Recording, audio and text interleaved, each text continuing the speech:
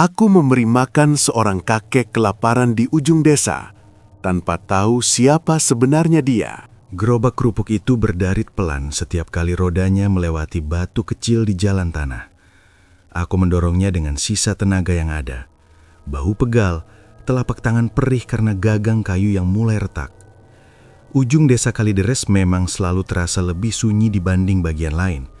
Rumah-rumah makin jarang, lampu makin redup, dan suara serangga terdengar terlalu jelas, seolah sengaja mengingatkan bahwa malam segera turun. Hari ini dagangan sepi. Sejak sore tak banyak orang membeli. Beberapa anak kecil sempat berhenti, tapi hanya melihat-lihat lalu pergi. Aku tak menyalahkan mereka.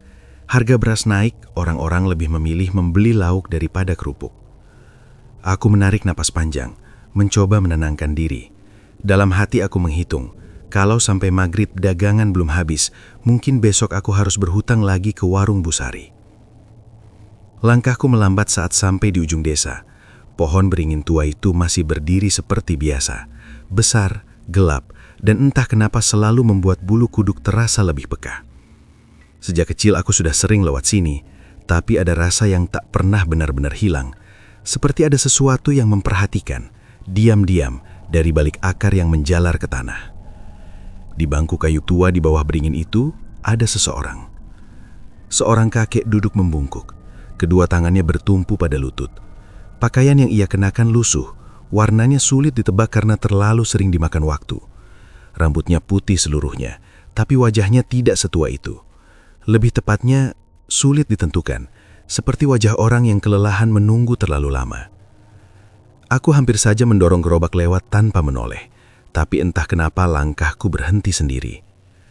Perutku terasa melilit, bukan karena lapar saja, tapi karena tatapan kakek itu. Matanya kosong, tapi dalam, seperti sumur lama yang airnya sudah tak terlihat. "Masih jualan, Nak?" Suaranya pelan, serak, dan terdengar terlalu dekat meski jarak kami beberapa langkah. Aku tersentak kecil, lalu menelan ludah sebelum menjawab. "Iya, Kek, masih." Aku tak tahu kenapa suaraku ikut mengecil. Biasanya aku tak segugup ini berbicara dengan orang asing. Tapi kali ini berbeda. Angin yang tadinya berhembus pelan tiba-tiba terasa lebih dingin, menyusup ke balik kaos tipisku. "Kok sendirian saja?" tanya kakek itu lagi. Aku tersenyum tipis, senyum yang lebih mirip kebiasaan daripada rasa senang. Memang biasanya sendirian. Gerobakku berhenti tepat di depan bangku. Aku berdiri, ragu untuk melanjutkan atau sekedar pamit. Mata kakek itu turun ke arah gerobak, menatap plastik-plastik kerupuk yang tergantung. Tatapannya lama, terlalu lama, seperti orang yang sedang mengingat sesuatu yang sudah lama hilang. Dalam hati aku menggerutu. Kalau kakek ini mau beli, alhamdulillah. Kalau tidak, aku ingin segera pergi. Langit sudah mulai gelap, dan ibuku selalu bilang jangan lama-lama di ujung desa saat malam. "Sudah lama jualan kerupuk?" tanyanya lagi. "Sejak 2 tahun lalu," jawabku jujur. "Sejak Bapak sakit." Kakek itu mengangguk pelan, seolah memahami lebih dari yang kuucapkan. Aku tak ingat pernah bercerita tentang hidupku pada orang asing, tapi entah kenapa kata-kata itu keluar begitu saja. Perutku kembali terasa perih. Aku ingat nasi bungkus kecil di dalam tas kain yang kugantung di sisi gerobak. Nasi itu rencananya akan kumakan nanti, mungkin setelah sampai rumah. Tapi melihat cara kakek itu menatap daganganku, rasa lapar di perutku seperti kalah oleh sesuatu yang lain. "Kakek mau beli?" tanyaku akhirnya. Kakek itu mengangkat wajahnya perlahan, matanya bertemu dengan mataku. Untuk sesaat, aku merasa seperti sedang ditimbang, bukan daganganku, tapi diriku. "Aku lapar," katanya singkat. Tidak ada nada memaksa, tidak juga memelas, hanya pernyataan sederhana. Justru itulah yang membuat dadaku terasa sesak. Aku tahu rasanya lapar tanpa tahu kapan bisa makan. Rasanya lebih menyakitkan daripada sekedar perut kosong. Aku diam cukup lama. Tanganku bergerak sendiri membuka tas kain. Nasi bungkus itu masih hangat, mungkin karena aku baru membelinya sore tadi. Kerupuk sisa dagangan juga masih cukup banyak. "Saya cuma punya ini, Kek," kataku pelan sambil menyerahkan bungkusan itu. "Kalau kakek mau." Kakek itu menatap nasi dan kerupuk di tanganku. Untuk pertama kalinya wajahnya berubah. Ada sesuatu seperti lega, tapi juga sedih. Tangannya terulur menerima bungkusan itu. Saat jari kami bersentuhan, aku merasakan dingin yang tak wajar. Bukan dingin malam, tapi dingin seperti menyentuh lantai tanah setelah hujan. Terima kasih. Aku mengangguk, tak tahu harus menjawab apa. Dalam hati aku hanya berharap keputusanku ini tidak salah. Gerobak kerupuk, pohon beringin tua, dan kakek asing di ujung desa, malam itu terasa berbeda. Seolah sebuah pintu lama baru saja terbuka, meski aku belum tahu apa yang menungguku di baliknya. Kakek itu duduk kembali di bangku kayu, tepat di bawah beringin tua. Aku masih berdiri di samping gerobak, belum benar-benar yakin apakah harus pergi atau menunggu. Ada perasaan aneh yang menahan kakiku, seperti jika aku melangkah sekarang, sesuatu yang penting akan terlewat begitu saja. Ia membuka bungkusan nasi dengan gerakan pelan, hampir hati-hati berlebihan. Jarinya kurus, tulangnya menonjol, kulitnya kusam seperti tanah yang lama tak tersentuh air. Saat nasi itu terbuka, aroma sederhana langsung menyebar. Aroma yang biasa bagiku, tapi seolah luar biasa bagi kakek itu. Aku memperhatikan wajahnya. Baru sekarang terlihat jelas betapa laparnya ia. Bukan lapar biasa. Ada garis-garis dalam di sekitar mulutnya. Bibirnya kering dan matanya seperti mata orang yang sudah terlalu lama menahan sesuatu. Seperti orang yang lupa kapan terakhir kali merasa kenyang. "Kau tidak makan?" tanyanya tiba-tiba, masih menatap nasi di tangannya. "Belum," jawabku jujur. "Nanti saja." Ia berhenti sejenak, lalu menoleh ke arahku. Tatapannya bukan tatapan orang yang merasa bersalah, tapi lebih seperti orang yang sedang memastikan sesuatu. "Kau tidak bohong?" Aku menggeleng. "Tidak, kek. Saya sudah biasa."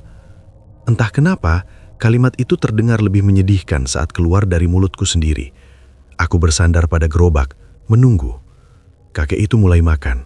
Suapannya kecil, sangat kecil, seperti orang yang takut makan terlalu cepat akan membuat makanan itu hilang.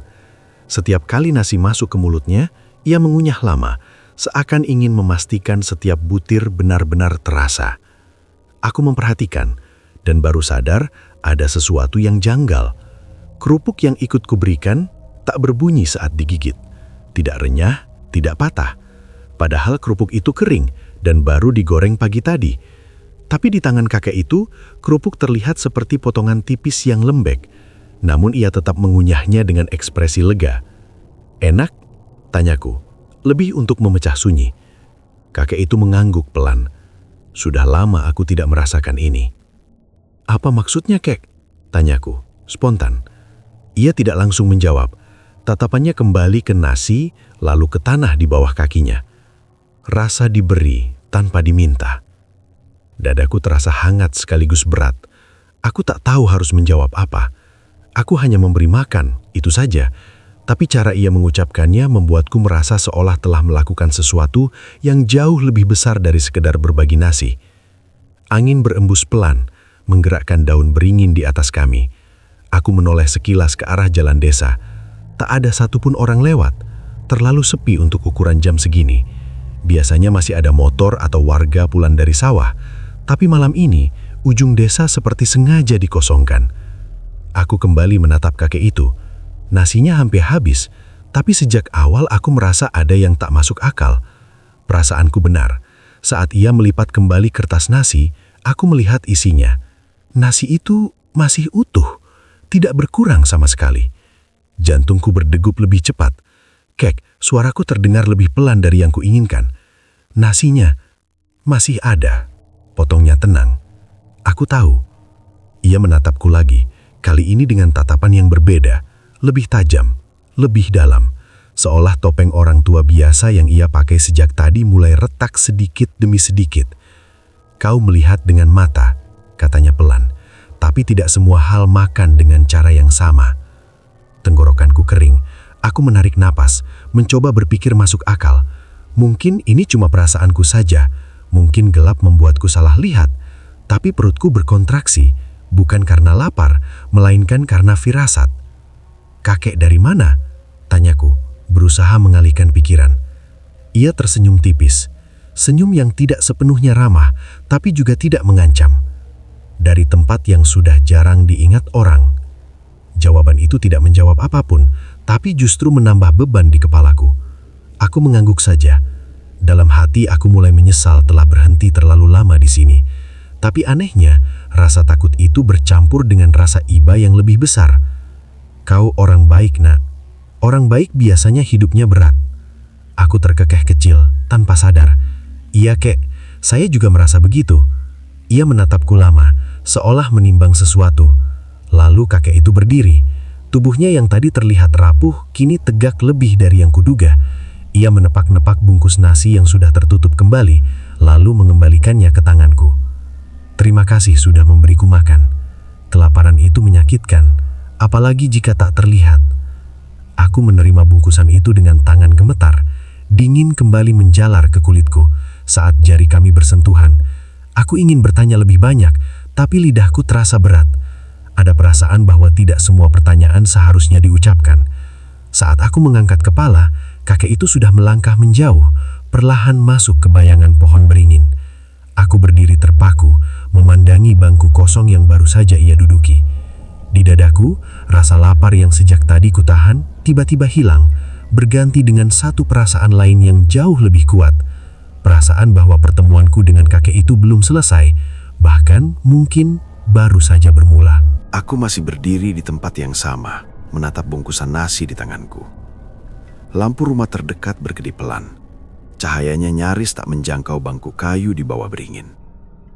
Kakek itu sudah tidak terlihat, tapi udara di sekitarnya belum berubah.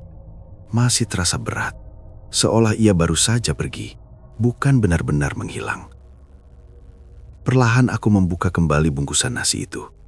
Isinya utuh, tidak ada bekas suapan, tidak ada nasi yang tercecer, tidak ada kerupuk yang patah.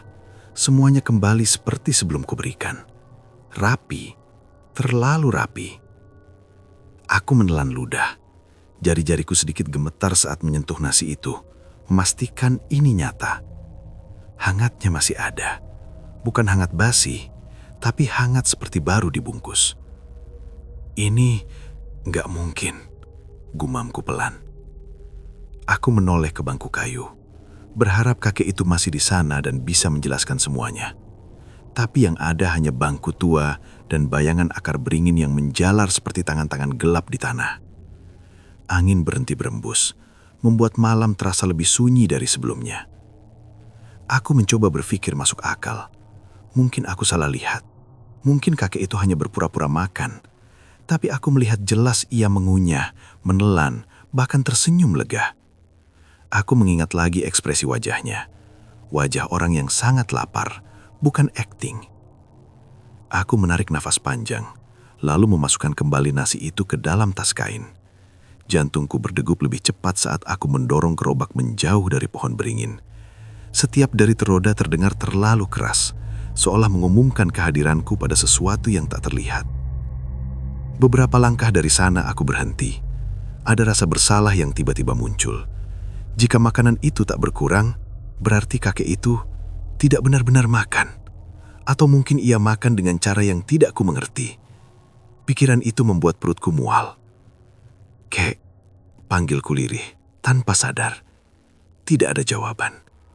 Aku menggeleng, menertawakan diri sendiri dengan tawa hambar. Aku butuh pulang. Malam terlalu aneh untuk diteruskan. Saat aku kembali mendorong gerobak, sebuah suara terdengar dari belakangku. Sangat dekat. Kau bingung. Aku hampir menjatuhkan gagang gerobak. Tubuhku kaku seketika. Perlahan aku menoleh. Kakek itu berdiri di bawah beringin, di tempat yang sama seperti tadi. Aku yakin betul ia sudah pergi. Tidak mungkin ia bisa kembali secepat itu tanpa aku melihatnya. Kakek, suaraku tercekak. Tadi kakek kemana? Ia tersenyum tipis. Pergi sebentar. Sebentar kemana? Tanyaku lebih karena gugup daripada ingin tahu. Ke tempat yang tak perlu kau datangi. Jawabnya tenang. Aku diam. Tenggorokanku kering. Tatapanku turun ke tanah, lalu naik lagi ke wajahnya. Sekarang aku menyadari sesuatu yang luput sejak awal. Bayangannya. Di bawah cahaya lampu redup, bayangan tubuhnya tidak terlihat jelas, seolah cahaya enggan menyentuh kakinya. Nasinya tidak berkurang, kataku akhirnya. memilih jujur. Padahal kakek makan. Kakek itu mengangguk pelan, seakan sudah menduga reaksiku. Karena yang kau beri bukan hanya makanan. Aku mengkerenyit. Maksudnya? Kau memberi tanpa berharap kembali. Itu yang mengenyangkan. Kalimat itu terdengar sederhana, tapi ada tekanan aneh di dalamnya. Seperti ada makna yang terlalu besar untuk kuterima sekaligus. Aku menarik nafas, mencoba tetap berdiri tegak meski lututku mulai lemas. Kalau begitu, kataku pelan, kenapa nasinya kembali utuh?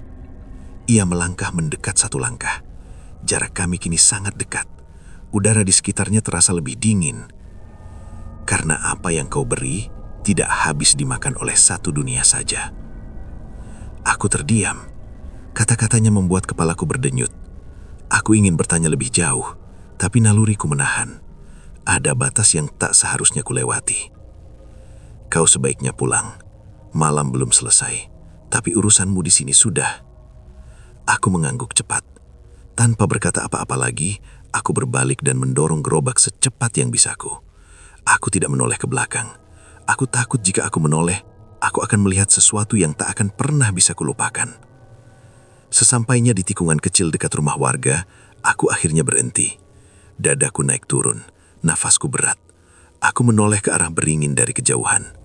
Pohon itu berdiri diam, seperti tak pernah terjadi apa-apa di bawahnya. Aku membuka tas kain sekali lagi. Nasi itu masih ada, utuh, hangat. Malam itu aku tidak jadi memakannya. Ada perasaan aneh yang membuatku tak sanggup menyentuhnya. Bukan karena takut, tapi karena aku merasa makanan itu bukan lagi milikku sepenuhnya. Dan di sanalah aku mulai menyadari satu hal. Pertemuanku dengan kakek itu bukan sekedar kejadian aneh. Itu adalah awal dari sesuatu yang akan mengubah caraku memandang hidup dan caraku memahami rasa lapar selamanya. Aku tidak langsung pulang malam itu. Kakiku tetap membawaku menjauh dari pohon beringin. Tapi pikiranku tertinggal di sana. Setiap beberapa langkah, aku merasa seperti ada yang mengikuti. Bukan dengan suara kaki, melainkan dengan keberadaan. Seperti bayangan yang menempel di punggung, tak terlihat tapi terasa. Sesampainya di depan rumah, aku berhenti. Lampu teras menyala redup, pintu tertutup rapat. Harusnya aku masuk, mengunci diri dan melupakan semua yang terjadi. Tapi tanganku tak juga meraih gagang pintu. Di dalam tas kain, bungkusan nasi itu terasa semakin berat, seolah menuntut sesuatu. Aku menghela napas panjang. Aku cuma kecapean, gumamku, mencoba menenangkan diri. Cuma lapar. Tapi bahkan kebohongan itu terdengar rapuh. Aku berbalik. Langkahku kembali mengarah ke ujung desa, ke tempat yang seharusnya kuhindari. Jalanan semakin gelap, suara malam makin jelas. Setiap bayangan tampak lebih panjang dari seharusnya. Saat pohon beringin itu kembali terlihat, jantungku berdegup lebih keras. Bangku kayu masih di sana, kosong. Aku mendekat perlahan. Kalau kakek masih di sini, kataku pelan, lebih seperti bicara pada diri sendiri. Saya cuma mau bilang, saya nggak menyesal. Angin tiba-tiba berhembus, lebih kuat dari sebelumnya. Daun-daun beringin bergesekan, menimbulkan suara seperti bisikan banyak orang. Lampu jalan di kejauhan meredup sesaat. Kau kembali. Suara itu muncul dari samping, bukan dari depan. Aku menoleh cepat. Kakek itu berdiri di bawah pohon. Kali ini tepat di antara akar-akar besar yang menyembul dari tanah. Entah dari kapan ia ada di sana. Kakek belum pergi? Tanyaku. Suaraku bergetar tipis. Aku tidak pernah benar-benar pergi dari tempat ini. Jawabnya tenang. Aku mendekat beberapa langkah, berhenti tepat sebelum akar terbesar.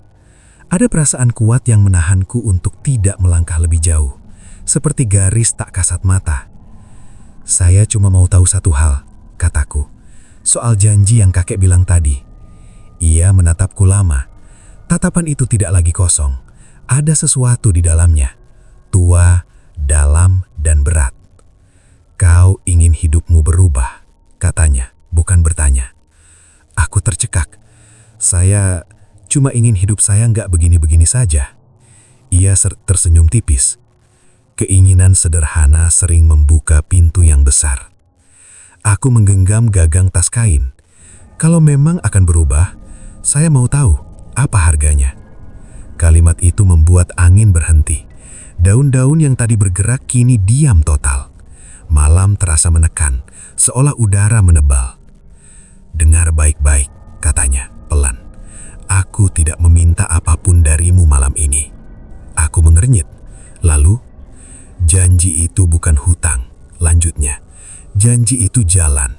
Kau boleh menolak kapan saja, tapi begitu kau melangkah terlalu jauh, kau tak bisa berpura-pura tak pernah lewat. Aku menelan ludah. Janji apa sebenarnya, kek? Ia mengangkat tangannya, menunjuk ke pohon beringin di atas kami. Di bawah pohon tua ini, katanya, banyak doa ditinggalkan, banyak janji diucapkan lalu dilupakan. Aku menjaga sisa-sisanya. Apa hubungannya dengan saya? Kau memberi saat kau sendiri kekurangan, katanya. Itu mengikat perhatian. Aku terdiam. Dadaku terasa sesak. Aku tak pernah menganggap tindakanku sebagai sesuatu yang istimewa. Lalu dia lanjut.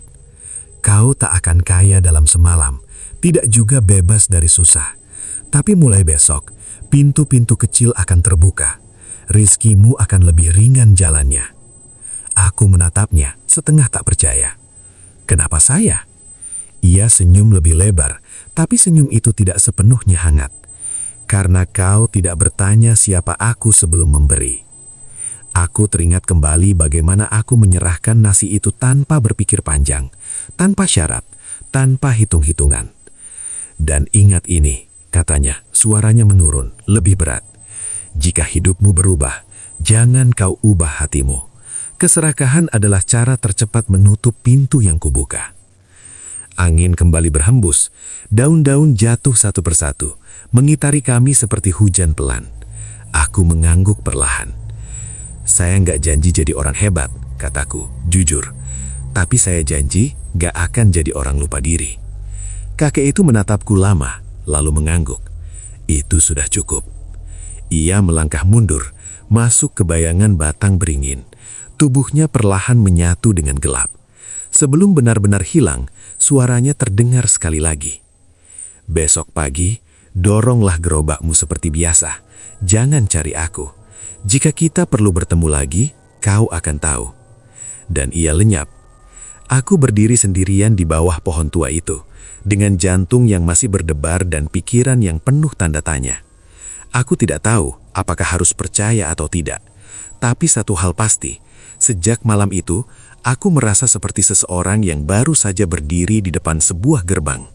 Gerbang yang sudah terbuka sedikit. Dan aku, tanpa sadar, telah melangkah masuk. Pagi itu, aku bangun dengan perasaan yang berbeda. Bukan perasaan senang, bukan juga gelisah. Lebih seperti perasaan menunggu sesuatu yang belum kukenal. Kata-kata kakek itu masih terngiang jelas di kepala, seolah belum sepenuhnya pergi bersama malam. Aku duduk di tepi ranjang cukup lama, menatap lantai, memastikan apa yang terjadi semalam bukan mimpi yang terbawa lapar. Gerobak kerupuk berdiri di sudut rumah, sama seperti kemarin.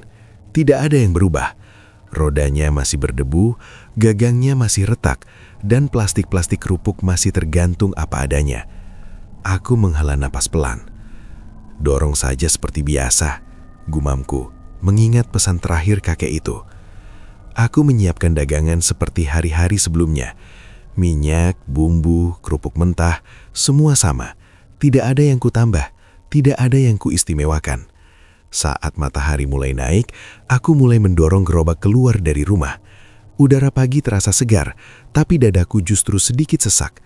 Ada rasa was-was yang tak bisa dijelaskan. Baru beberapa meter dari rumah, seorang ibu menghentikanku. "Mas, kerupuknya satu ya?" Aku sedikit terkejut. Biasanya aku harus menunggu lebih jauh untuk mendapat pembeli pertama. Aku tersenyum dan melayani seperti biasa. Tak lama setelah itu, dua anak kecil datang berlari. "Om, beli kerupuk." Aku mulai merasa aneh, tapi mencoba mengabaikannya. Mungkin ini hanya kebetulan. Aku terus berjalan menyusuri jalan desa, dan di setiap gang yang kulewati selalu ada yang memanggil. Ada yang membeli sedikit, ada yang membeli banyak. Tanganku bergerak tanpa henti, menggoreng, membungkus, menerima uang. "Mas, kok hari ini cepat habis ya?" kata seorang bapak sambil tertawa kecil. Aku ikut tersenyum kaku. "Iya pak, mungkin lagi rezeki." Dalam hati aku mulai menghitung. Uang di kaleng sudah lebih banyak dari biasanya, padahal matahari belum tinggi. Biasanya menjelang duhur baru terasa ada hasil. Tapi ini terlalu cepat.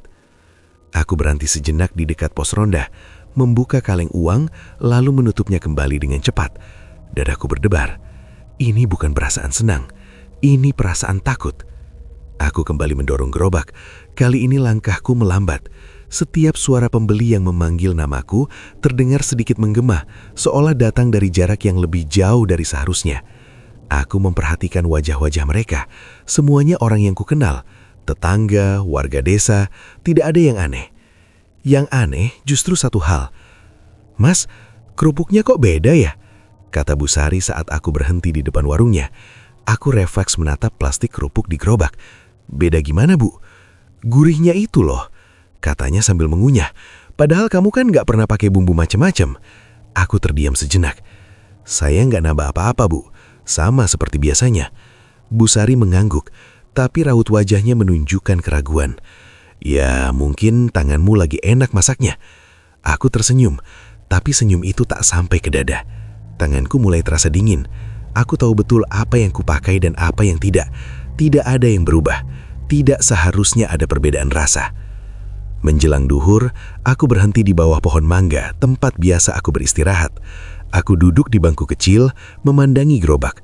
Plastik-plastik kerupuk sudah kosong, tidak tersisa satupun. Aku menelan ludah, menatap jam di ponsel. Belum duhur. Aku mengeluarkan kaleng uang, menuangkannya perlahan ke telapak tangan. Jumlahnya lebih banyak dari biasanya, jauh lebih banyak. Untuk pertama kalinya sejak 2 tahun terakhir, aku tidak perlu menghitung dengan cemas. Tapi justru itu yang membuat dadaku terasa semakin berat. "Ini terlalu cepat," gumamku. Tanpa sadar, pikiranku kembali ke pohon beringin di ujung desa, ke bangku kayu tua itu, ke tatapan mata kakek itu.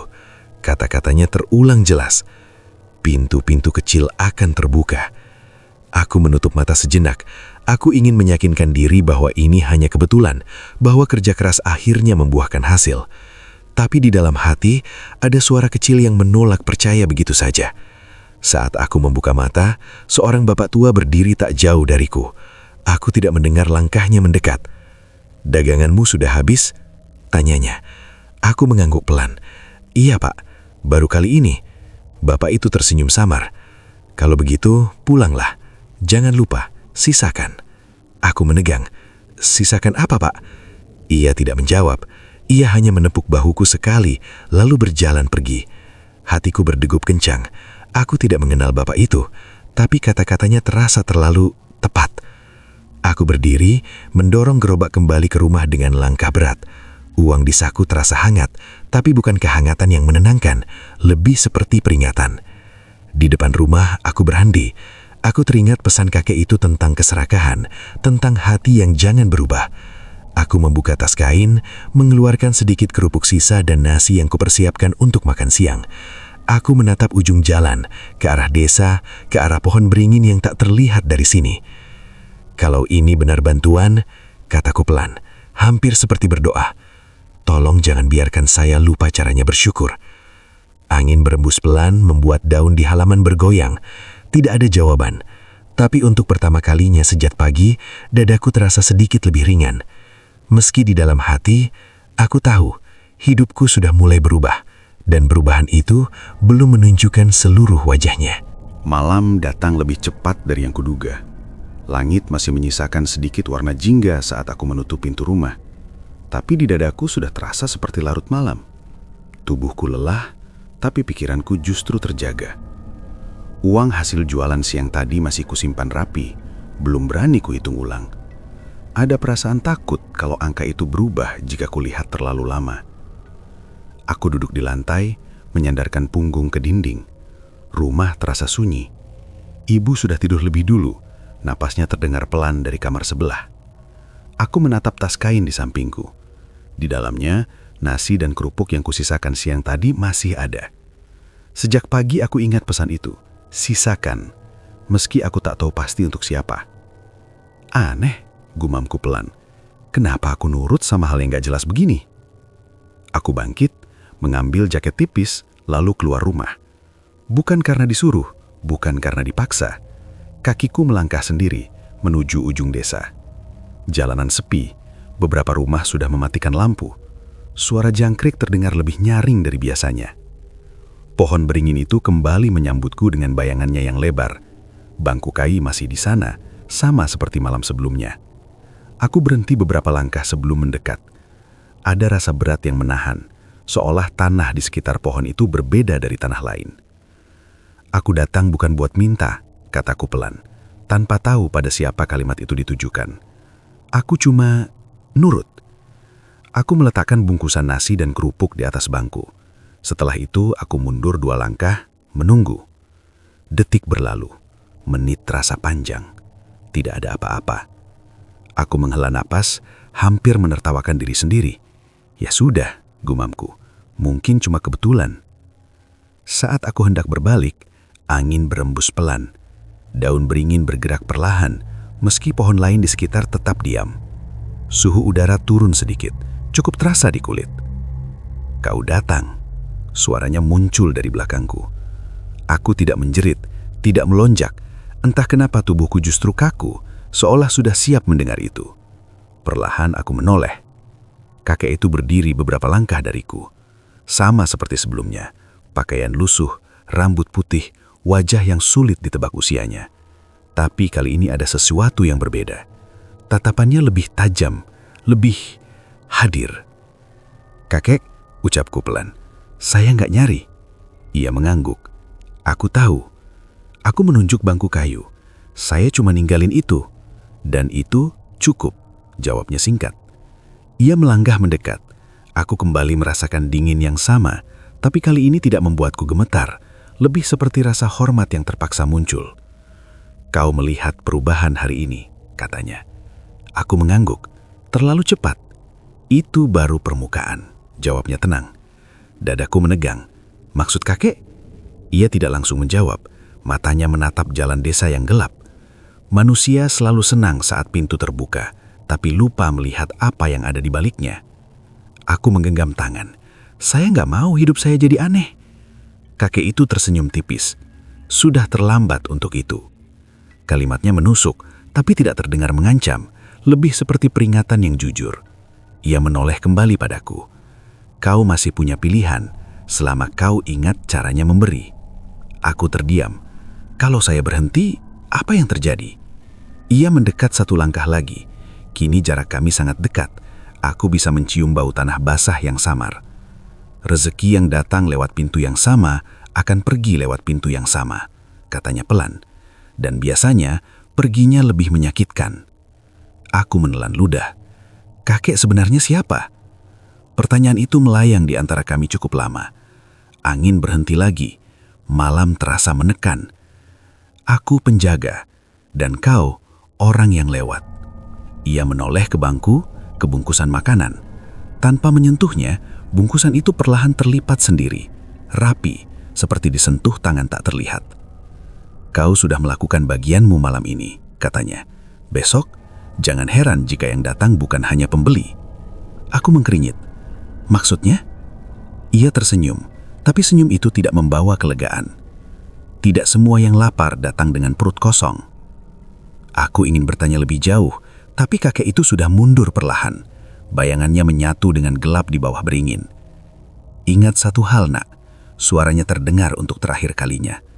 Jangan pernah menghitung apa yang kau beri di tempat ini. Pohon tua tidak suka ditimbang. Lalu ia hilang. Aku berdiri sendirian lagi. Bungkusan makanan di bangku kini sudah kosong, tapi tidak ada sisa, tidak ada bungkus robek, seolah makanan itu tidak pernah ada. Aku memejamkan mata sejenak, menarik napas panjang. Malam itu aku pulang dengan langkah berat, bukan karena lelah, tapi karena aku mulai mengerti, perubahan yang datang ke hidupku bukan hanya soal dagangan yang laku. ada sesuatu yang memperhatikan aku sekarang. Dan ia tidak berniat pergi dalam waktu dekat. Sejak malam kakek itu kembali, tidurku tak pernah benar-benar nyenyak. Setiap memejamkan mata, bayangan pohon beringin muncul begitu jelas, seolah akarnya menjalar sampai ke dalam kepalaku. Ada perasaan bahwa aku tidak hanya diperhatikan, tapi sedang diingat. Dan entah kenapa, ingatan itu terasa tua, jauh lebih tua dari desa ini sendiri. Pagi harinya aku tetap berjualan. Dagangan kembali cepat habis, tapi kali ini aku tidak lagi terkejut. Yang membuatku gelisah justru hal lain. Beberapa orang menatapku berbeda. Bukan iri, bukan curiga. Lebih seperti sungkan. "Mas Raka sekarang sering lewat ujung desa ya?" tanya seorang ibu tua saat membeli. Aku mengangguk pelan. "Iya Bu, kenapa?" Ibu itu terdiam sejenak, lalu menurunkan suaranya. "Hati-hati kalau lewat situ malam-malam." Aku ingin bertanya lebih jauh, tapi ia sudah pergi. Kegelisahan itu akhirnya membawaku ke satu orang, Pak Wiryo, orang tertua di desa yang masih sering duduk di beranda rumahnya sore hari. Orang-orang bilang ingatannya tajam, bahkan untuk hal-hal yang sudah lama dilupakan orang lain. Aku duduk di depannya, menunggu ia selesai mengunyah sirih. "Pak," kataku pelan, "di ujung desa dulu pernah ada apa?" Pak Wiryo berhenti mengunyah. Matanya yang keruh menatapku lama, seolah menilai apakah aku pantas mendengar jawabannya. "Kau lihat siapa?" tanyanya balik. Aku ragu sejenak, lalu memilih jujur. Seorang kakek. Wajah Pak Wiryo berubah. Bukan terkejut, lebih seperti orang yang akhirnya mendengar sesuatu yang sudah lama ia duga. "Berarti dia sudah bangun lagi," gumamnya. Darahku terasa dingin. "Dari apa, Pak?" Pak Wiryo menarik napas panjang. "Dulu sebelum desa ini ramai, tanah di ujung sana bukan tempat orang lalu lalang. Itu batas. Orang-orang dulu bilang disitulah gerbang lama berdiri." "Gerbang?" Aku mengulang. "Bukan gerbang yang bisa kau sentuh," katanya pelan. "Gerbang antara yang hidup dan yang dititipi." Aku menelan ludah. Kakek itu siapa sebenarnya? Pak Wiryo menatap ke arah ujung desa, ke arah pohon beringin yang dari sini hanya tampak sebagai bayangan gelap. "Dia bukan penunggu," katanya pelan. "Dia penjaga. Namanya dulu dipanggil Mbah Sura." Nama itu membuat dadaku terasa ditekan. "Penjaga apa?" "Penjaga janji," jawab Pak Wiryo. "Dulu banyak orang datang ke tempat itu. Minta panen lancar, minta dagangan laris, minta hidup dipermudah. Mereka memberi sesajen, mengucap janji, tapi setelah dapat mereka lupa." Aku terdiam. Lama-lama tak ada lagi yang memberi. Mereka yang datang hanya untuk meminta. Tempat itu menjadi lapar, dan Mbah Sura ikut lapar. "Kok bisa?" tanyaku lirih. "Karena penjaga hidup dari keseimbangan," kata Pak Wiryo. "Memberi dan menerima. Saat salah satu hilang, yang menjaga ikut menanggungnya." Bayangan kakek itu terlintas di pikiranku.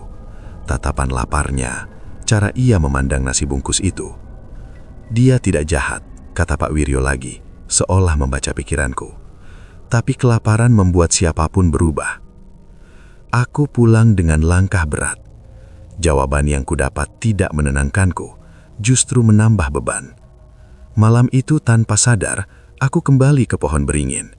Kali ini bukan karena panggilan, tapi karena aku ingin tahu. "Mbah," ucapku pelan, berdiri di batas akar terbesar.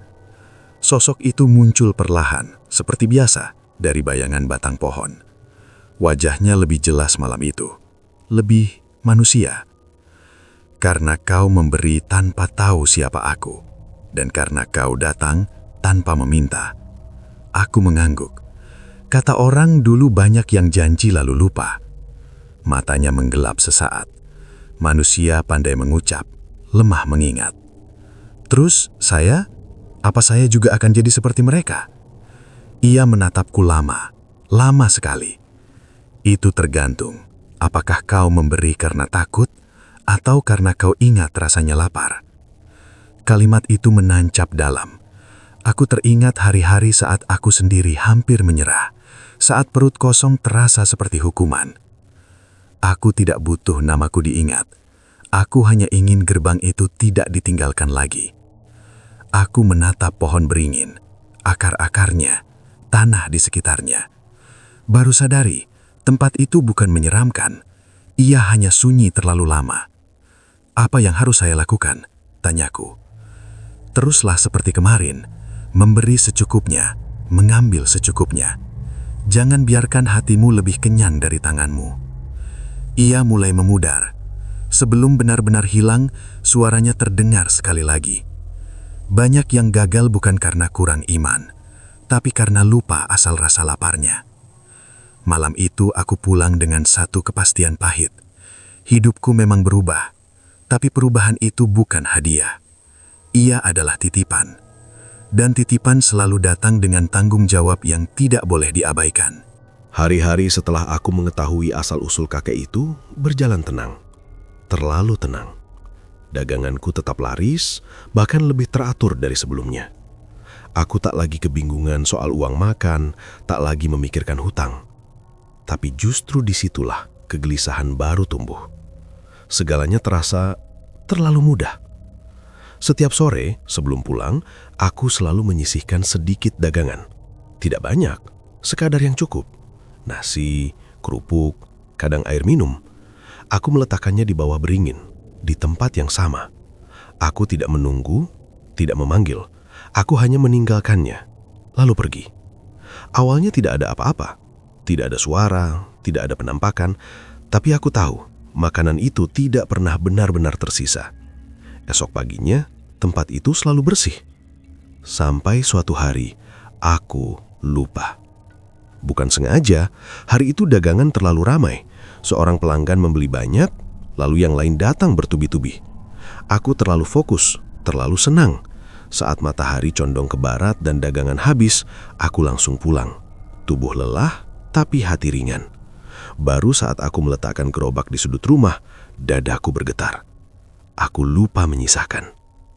Mungkin sekali ini tidak apa-apa, gumamku, mencoba menenangkan diri. Aku juga capek. Malam itu aku makan lebih banyak dari biasanya. Untuk pertama kalinya setelah lama, aku makan tanpa rasa bersalah. Perut kenyang, tubuh hangat. Tapi justru disitulah keganjilan dimulai. Saat aku hendak tidur, roda gerobak di luar berbunyi pelan. Seperti didorong, lalu dilepas. Aku bangkit, membuka pintu. Gerobak itu bergeser sedikit dari posisinya. Tidak ada orang. Jalanan kosong. Aku menelan ludah. Keesokan harinya, segalanya berubah. Minyak gorengku tumpah tanpa sebab. Kompor mendadak mati saat aku menggoreng. Roda gerobak terasa berat, seperti ditahan. Saat aku mencoba berjalan, satu rodanya patah, padahal baru kuganti minggu lalu. "Mas Raka, hari ini nggak jualan?" tanya seorang tetangga. Aku memaksakan senyum. Ada kendala sedikit. Dalam hati aku tahu, ini bukan kebetulan. Siang itu aku tidak berjualan. Aku duduk di rumah, memandangi gerobak rusak. Perutku lapar, tapi rasa itu terasa berbeda. Lebih tajam, lebih menyakitkan. Seperti rasa lapar yang pernah kurasakan saat hidup benar-benar sempit. Menjelang maghrib, aku tak tahan lagi. Aku membawa nasi dan kerupuk, meski dagangan tak ada hari itu. Kakiku melangkah cepat ke ujung desa. "Mbah," ucapku setibanya di bawah beringin. Aku lupa. Udara terasa berat, angin berhenti. Sosok itu muncul perlahan, lebih gelap dari biasanya. "Kau lupa atau kau merasa sudah cukup?" tanyanya pelan. Pertanyaan itu membuat dadaku sesak. "Aku lengah," jawabku jujur. "Aku nggak bermaksud pelit." Ia mendekat. Tatapannya menusuk. Bukan marah, tapi kecewa. Kebaikan yang dijaga karena takut kehilangan, bukan lagi kebaikan. Aku menunduk. "Terus, apa yang harus aku bayar?" Ia terdiam sejenak. "Harga bukan hukuman," katanya. "Harga adalah pengingat." Aku mengangkat wajah. "Pengingat apa?" "Bahwa rizki yang mengalir deras membuat manusia lupa caranya menunduk. Aku teringat bagaimana aku makan lebih banyak semalam, bagaimana aku menikmati kenyang tanpa berpikir. Dadaku terasa perih. Kau tidak kehilangan segalanya. Lanjutnya, aku hanya mengembalikan rasa. Rasa lapar? Tanyaku pelan. Ia mengangguk. Agar kau ingat dari mana kau datang. Aku menghela napas panjang.